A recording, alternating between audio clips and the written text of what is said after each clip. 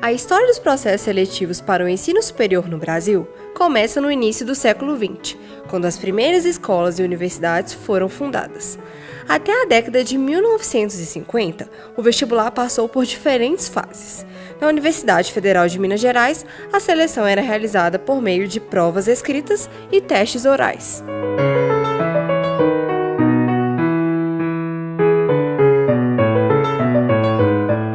As instituições não faziam um processo seletivo para a instituição, mas o processo seletivo era feito para cada curso especificamente.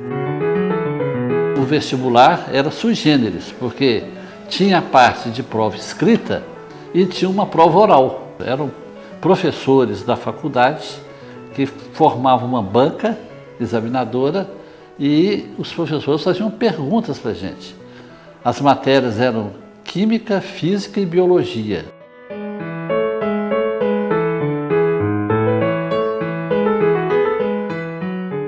Essa circunstância do acesso ao ensino superior, ela vai ser alterada com a reforma universitária de 68, que aí aparece o vestibular único. E então o vestibular deixa de ser por curso e passa a ser para a instituição. O que foi alterado ao longo dos anos foi a forma como esses processos eram feitos. Então, em um dado momento, as provas orais, pelos anos 50, elas foram, não que elas deixaram de existir, mas elas foram restringindo o seu uso e provas escritas passaram a ser a forma mais forte de seleção. Embora continuasse a ter provas orais, sobretudo em cursos como direito, né? Acho que medicina também tinha. Num dado momento, começou-se já muito próximo da introdução do vestibular único, começou-se a usar os testes de múltipla escolha. Esse foi o tempo que se falava muito vestibular de cruzinhas, porque as questões eram só de múltipla escolha. E a UFMG foi também pioneira em reintroduzir as provas escritas no vestibular, e isso aconteceu, se não me engano, em 77. Tá? E também outra coisa, os vestibulares passaram a ser realizados em estádios de futebol. Né? O da UFMG, creio que em 70, ele passou a ser feito no Mineirão.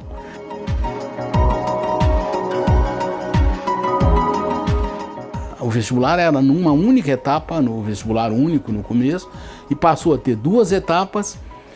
Num primeiro momento, a UFMG colocou só a prova de redação como prova escrita, e logo em seguida, no ano seguinte, introduziram provas por áreas de conhecimento, numa segunda etapa, com uma classificação de 3 vezes o número de candidatos vaga para a segunda etapa.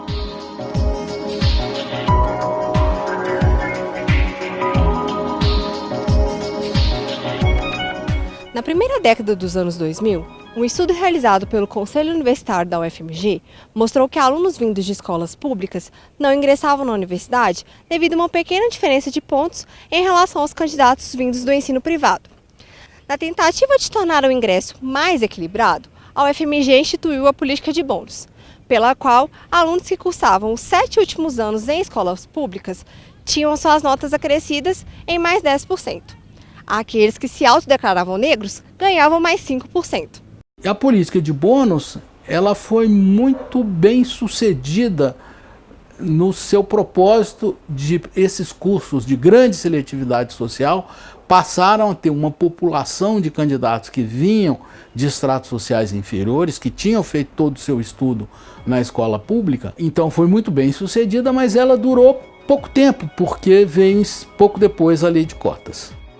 A lei de cotas surge com o ideal de ampliar o acesso ao ensino superior e reduzir as desigualdades sociais no país. Na prática, 50% das vagas de cada curso são reservadas para estudantes que frequentam integralmente o ensino médio público. O nome vestibular ele vai desaparecer só agora com o Enem. O Enem é um processo que eu acho que é o caminho natural, não tinha volta. Era inevitável que acontecesse um exame geral desse tipo e que esse exame fosse utilizado para seleção para o ensino superior. A UFMG aderiu ao SISU por uma decisão do seu conselho universitário, né? O primeiro momento foi a adesão ao Enem como a primeira etapa do vestibular e depois a adesão ao SISU.